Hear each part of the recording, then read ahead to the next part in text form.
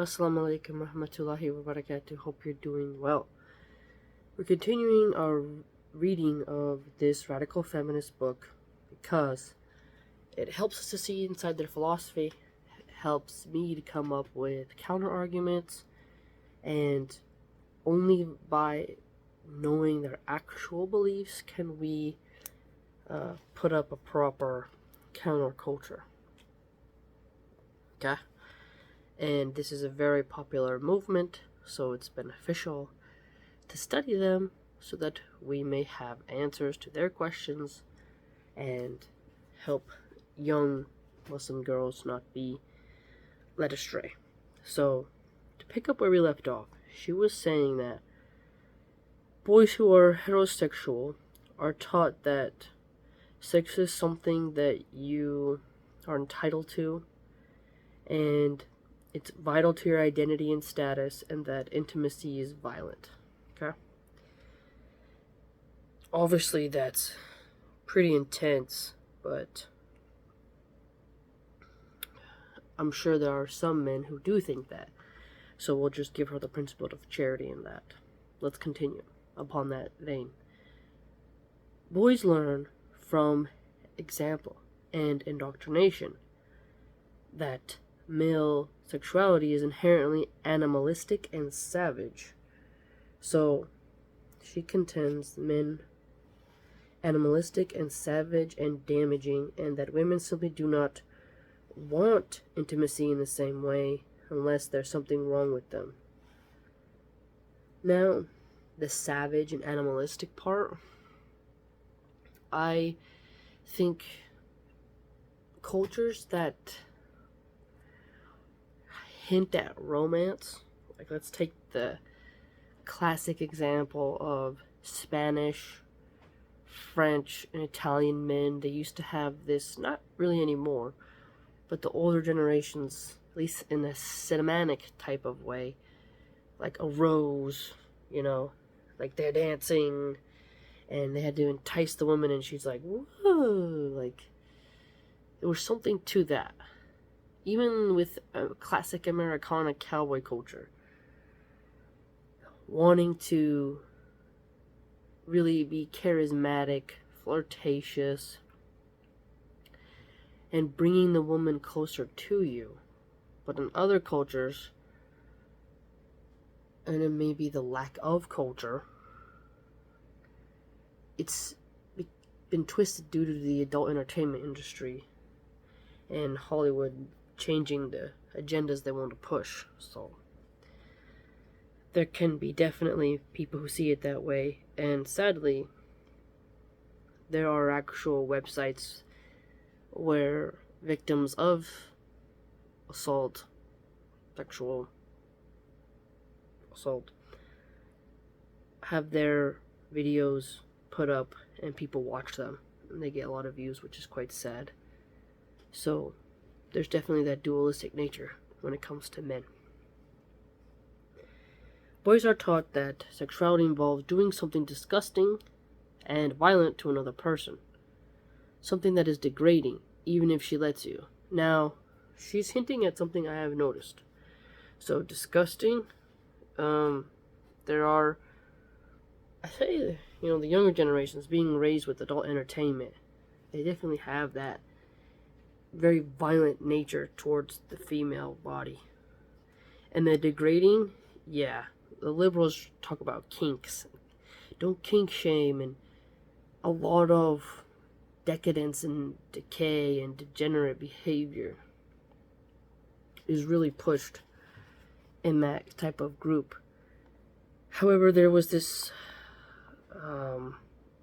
biblical masculinity LARPing account actually called that on Twitter, and it was a guy who you can tell he has no wife, is single, has no kids, and he watches probably a lot of BDSM stuff, and he was trying to tell married men how to treat their wife, and you can see it's very violent and aggressive intimacy stuff where you're like, oof, like where it's really degrading the woman, and there's this fetish in that mind.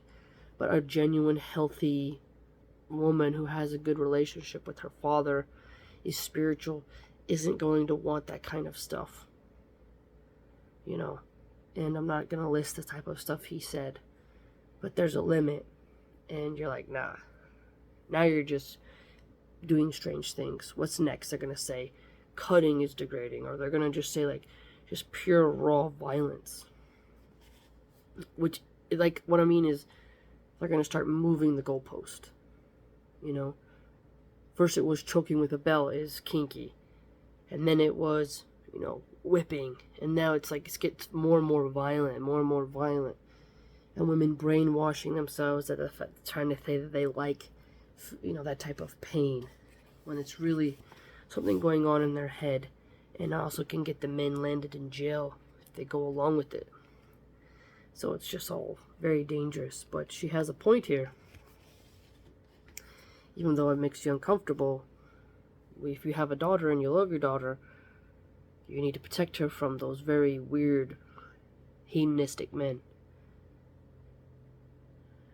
This means that straight boys learn to be frightened and repelled by their own sexuality. I wouldn't say just straight boys. I'd say that even those little gay boys, they're the ones who are usually in the nightclub scenes doing all kinds of weird stuff. So they're not frightened by their identity, but they do engage in kind of that disgusting, degrading, violent behavior that she's saying that the heteros do. So I'd argue just humans in general can do that. And suspicious of any woman who seems too eager to accommodate it. I mean, if a woman is very eager to accommodate the man, she's, got that Jezebel spirit. Gotta watch out, because you don't want none of that sex magic being practiced on you. You want to be careful. There's a difference in a man who is a young virgin and he gets with an older cougar. The energy don't match. It doesn't look right. Women will point that out when it comes to men, but they won't for women, and then they get mad that some men are weary of nymphomaniacs. They learned that intimacy is just another violent urge to be managed. So I'm changing some of the words to like more softer words because she uses kind of graphic words. So, a violent urge to be managed.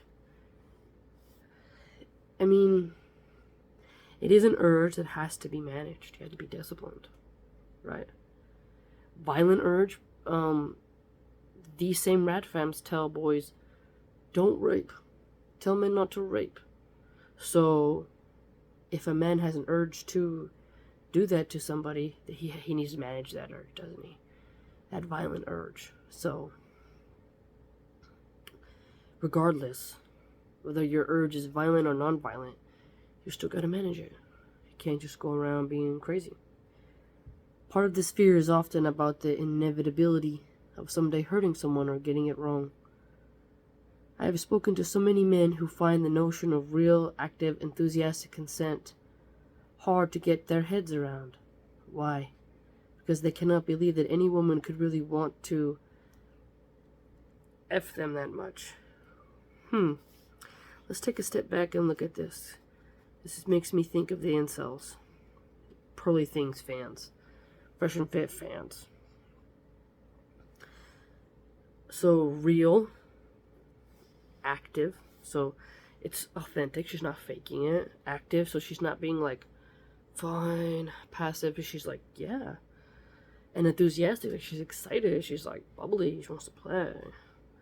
And consent, where she's like, yes, I want this. Okay? All that in a basket is what a wife should give to her husband. But it fluctuates based on, when have the kids taken a nap, how healthy she is, her stress levels. It's something that is contextual, but real. And when you find a woman who you feel can have that genuine nature towards you consistently, and that's who you marry, right? It's horrible for women and men who are married to someone who they feel this person is not into them. And it's not just that they're going through a mental break or they have some excuse, but they just genuinely don't like you and you're stuck with them because you have kids. That's quite miserable. But I would say that the more educational topics pop up, the more men can get educated on how women are different. And if they break free from adult entertainment, they can kind of rewire their brain out of how these directors of those degenerate films have warped their minds. Because if you're in a healthy marriage, we all want to have healthy marriages, inshallah, you will see these moments where your wife wants that when you're newlyweds. But, you've been married for 30 years. It's not going to be like it was year one. And you have to work to keep that bridge maintained, but it's still possible. But men who are lazy, don't want to build that bridge with their woman, and they watch too many movies, they may just think that this nymph, Athena, Aphrodite is going to fall onto their bed and just be this kind of sparkly, creation for them at their beck and call, which is highly improbable. One of the big fears that a lot of men seem to have about the dismantling of everyday sexist dating myths and the destruction of our culture, our word culture, is rooted in the conviction that if women are not to some extent coerced to sleeping with them and dating them, it won't happen. Okay, so she said dismantling sexist dating myths and the destruction of our word culture. And she contends that part of those philosophies, is coercion. Now, John Zerka is very good at bugging, nagging, and coercing women. But he does it in a playful way. And an experienced woman with wisdom can see what he's doing to these 22-year-old, 21-year-olds who are kind of drunk and high on drugs. That he's it's clever. It's sort of like how a cat can paw at a mouse. You weaken them. One scratch here, death by 1,000 cuts. Another scratch, another scratch, another scratch. To the point where the mouse gets tired of getting pawed at and just flops and gives up and then gets eaten. Maybe how an orca whale, flips a sea lion or a seal, whatever, up and then down. And it does it again and again and again until eventually the seal is just so tired it just says, eat me already. So coercion works in that way too. It comes from different angles. And it's playful, then it's straight, and then it's like this constant ebb and flow. And a man like John Zerka is a predator, and he's done so well with sneaking his fox nose around the chicken coops of young, vulnerable, followerless girls that he's mastered the art of getting inside their heads and doing stuff with them and then mocking them for believing his magic. And then he gets more famous because he teaches people how to do that kind of garbage and then calls all those women whores for falling for his tricks. And it's a mess, but the coercion is a very sneaky method. Very sneaky, because it's quite different than being flirtatious and charismatic and the positive side. And this is why in Islam you protect your daughters from men like that, because a man with a very strong energy can overcome your good daughter, your wife, your sister, just by his mere energy.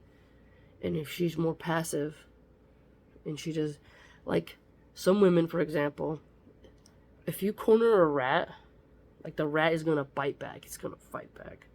If I corner a bunny rabbit or a guinea pig, sometimes they freeze, and you can just grab them.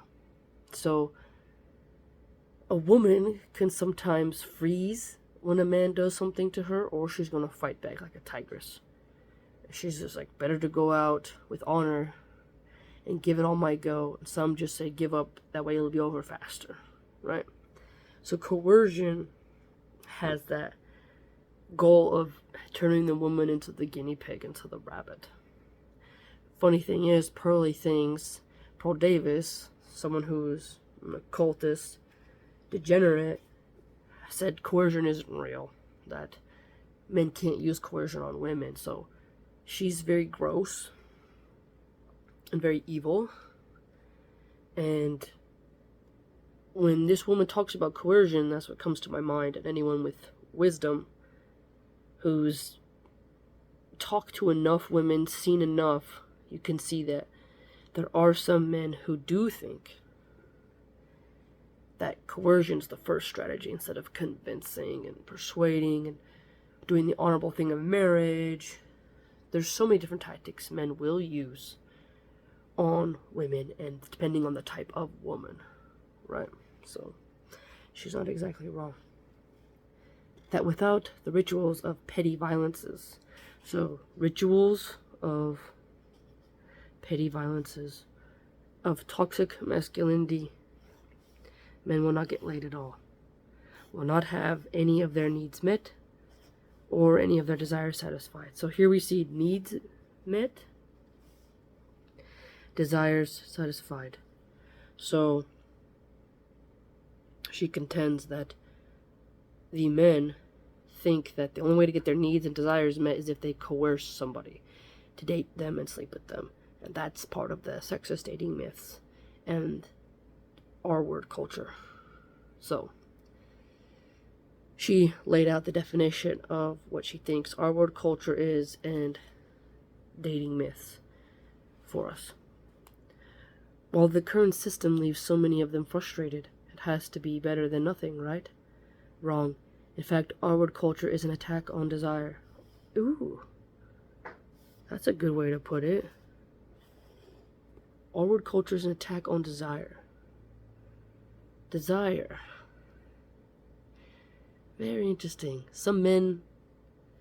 that's a good example, because some men don't care if a woman desires them or not. They just want to exercise the force because they want to feel the power. They want to dominate the person. Which explains why some men will R-word men and women alike. They just want the thrill of overpowering someone because they are evil. Whereas somebody who likes the contest of wills wants to put passion and desire into the woman, and he wants the thrill of being with someone who is very enthusiastic and wants him. And he's done the hard groundwork of perfecting his self down to his physique, his scent, the words he uses, the eye contact, all of it. He's looked at it and said, it's better to go with desire. Interesting.